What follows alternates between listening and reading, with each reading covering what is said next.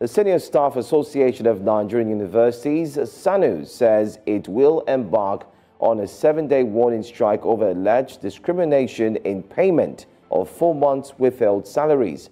Mohammed Ibrahim, the national president of SSANU, disclosed this in a communique issued at the end of the union's 47th regular National Executive Council NEC meeting on Monday in Abuja.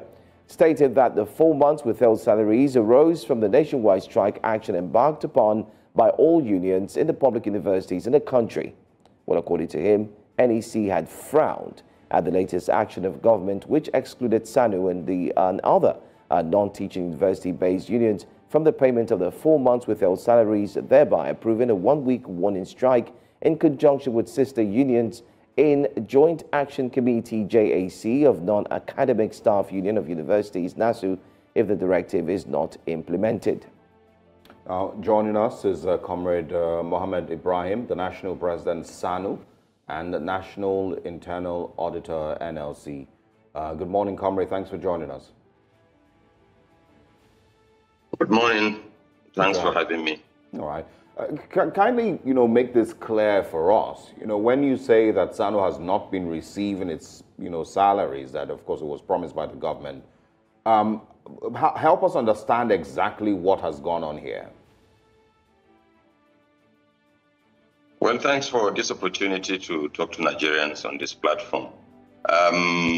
Recall that in March 2022, SSANU and NASU, after having a deadlock, discussing with government on our issues, decided to go on strike, March 27th precisely. And we've been on strike until to 24th of August, same 2022, when we suspended the strike after engagements with the then government of Muhammad Buhari. And we met with the Minister of Education, Mala Adamu then, and some officials of government, and agreed that we needed to suspend because they agreed to accede to some of our demands. Some of those demands, as at then and still running, is the non-implementation of the salary increase, which government offered 23.5% and 35% for university workers, the non-release of 50 billion naira and allowances for workers in the universities, the dissolution of governing councils of federal universities and some state universities, the non-payment and non-release of the stabilization funds for the university systems. So those were some of the issues that actually got us talking with government. And then most importantly, when we signed to agree to suspend, was that there was going to be non-victimization of any of our members that took part in the strike. That was clearly signed by us in the unions, and then the government side led by the Minister of Education, the Permanent Secretary, the Executive Secretary of NUC. So from that August till date, our salaries were restored in September 2022, and then 4 months were seized. That administration elapsed in May 2023. So we've been agitating since then that there was need to release, that amount of for the salaries of workers in SSANU and NASU. Remember also ASU and NAT also had their salaries stopped, within the same period. This present administration, in October 2023, the president gave a waiver saying that government has agreed to pay the withheld salaries. That was clearly contained in a press release signed by the spokesman of the president. And in November 2023, we met with the Minister of Education, the current minister, Professor Mohammed, and the Minister of State, Dr. Sununu, and the Permanent Secretary. and we discussed on those issues that were still nagging, on the tables.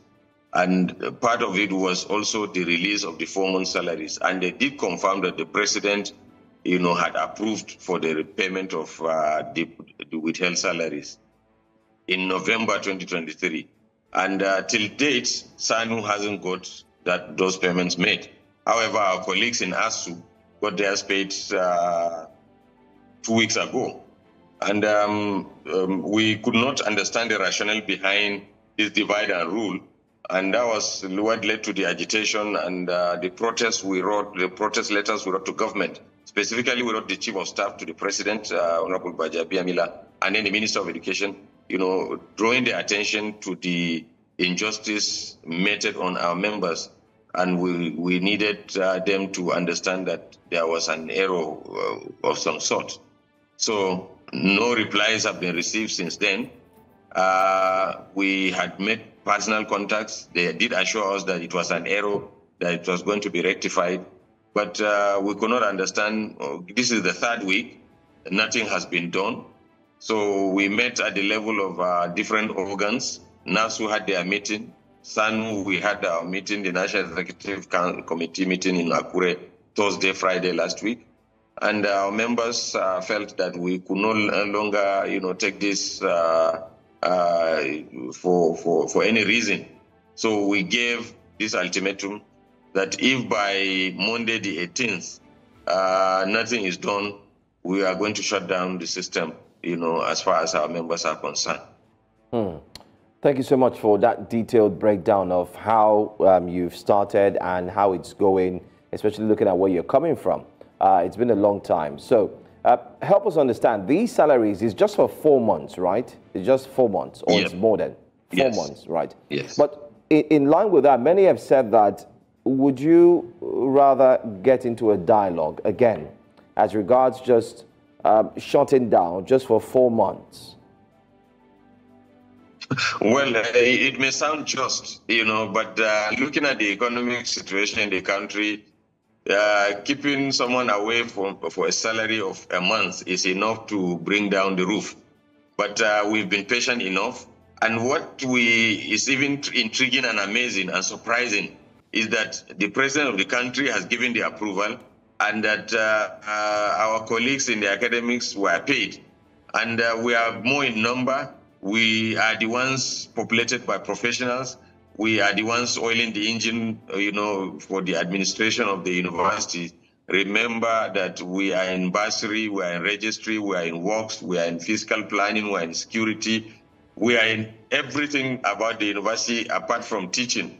So how would they have done this very expensive job of leaving us behind, and that we have lost so many members as a result of this non-payment? We also have people who have been sent out of their rented apartments, whose children were not able to go back to school and then some of people who also took loans from banks. And because of that 4 months suspension of payment of salaries, had them, they had issues with their banks because, interest, kept piling up. And, banks do not tolerate, non-payment of your debts. So those are the reasons that we felt that we can no longer keep quiet. And worse is that we had written to remind them that this is an issue that is besetting us, and nobody seems to be saying anything officially. Yeah. Can you share with us, if you can, what the average salary scale is like for SSANU and NASU members? What are the figures that we're talking about here? Because I mean, from my understanding, it's not like it's even, that much. Your salary scale is not the highest. So what figures are we looking at here on the average? And also, would you confirm that you've not received any feedback from the current Minister of Education? Well, to give you figures may not be possible because of the numbers we are talking about. In SSANU alone, we have close to about 50,000 members. In NASU, they may be even more. And in SSANU, we have all registrars in the universities, all bursars, all directors, all senior members of staff, from level 6 to 15. Ours may not be as fat as that of CBN and probably your media outfit, but I can assure you it's not a chicken feed. And also the fact that we had notified government and our strike was on based on following due process, because the law says that you must notify your employer before you go on strike, and there must be a deadlock. And those were the things. And then we also signed with them that there will be no non-victimization of anybody for taking part. And what is even more important than having the commander-in-chief and president of the country saying that he has given waiver to release that money. And to tell you whether we have received any feedback from the Minister of Education, officially we have not. But I did mention on this platform that we had engaged, at a personal level. But it has been stories of promises upon promises. So why would ASU members, even though we are not competing, we are not feeling bad that they are paid, but if you are working in the same environment, why would this selective justice be meted, and then you expect people to keep quiet? Was there any reason given for the failure to pay, for those 4 months? If there was reason, then that would have translated into response of the protest we made, or the letters or inquiries we have sent to them. But mute is the issue. Mute is the answer. We have not been responded to officially from the letters sent to draw the attention of the non-payment. So this is the story. We feel that, there's this popular saying that government understands only one thing, and that's the language of going on strike. So we would have also decided to go on an indefinite strike. But like I said, administrators, we've had need that we'll have to show them. And some of our parents have been in such universities. So it won't be fair to just wake up and then say, okay, we're shutting indefinitely. But the warning strike for 7 days is actually to pinch them and let them know that we are also people that matter. Yeah. And of course, you're saying, after the 7-day warning strike, there's a possibility you will go on an indefinite strike. Well, for a labor leader or labor leaders or any labor union, what you have is a toolbox. And within that, you have so many instruments: warning strike, protest, indefinite strike, picketing, and so on. So this time around, our union has decided to say, let's go for 7 days warning strike. But if when this one elapses, we are not ruling out any further stringent, maybe even more difficult situations that we will have to decide on things that we need to do, in the case of taking our destinies into our own hands. All right. Thank you so much, National President, SSANU and National Internal Auditor, Comrade Mohammed Ibrahim, for joining us and breaking it down. I mean, we do hope that positive results come out of this one. And hopefully, since the president has approved, let's hope that the monies will indeed come forth. Thank you for joining us this morning. Thanks for this opportunity, and I appreciate the good job you've been doing. Thank you.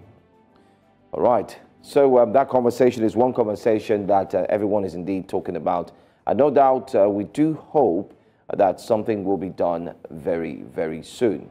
But then again, let's also remind you that there is another very, very critical story that Nigerians are reacting to. It's got to do with the fact that bandits have requested for allegedly demanding 40 trillion naira, Osarogie. Yeah. That's what they're asking for. They're also asking for 11 Hilux vans and 150 motorcycles in ransom before they get to release the 16 people kidnapped from the Gora area of Kaduna.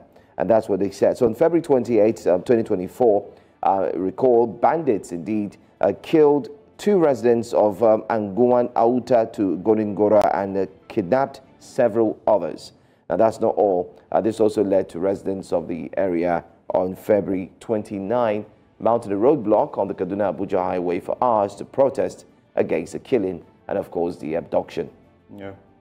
Now, of course, according to a community leader, John Yusuf, the bandits contacted the victims' families and made their demands He also added that the kidnapping incident happened twice within a 4-day interval, and the establishment of a military base that did not tackle the criminal operations in the area. And I mean, if you're asking for 40 trillion naira for 16 people, imagine what the people who's kidnapped 200 and almost 300 school children are going to ask for. Nigeria's budget for 2023, I believe, was 28 point something trillion. So, of course, for 16 people, they're asking for more than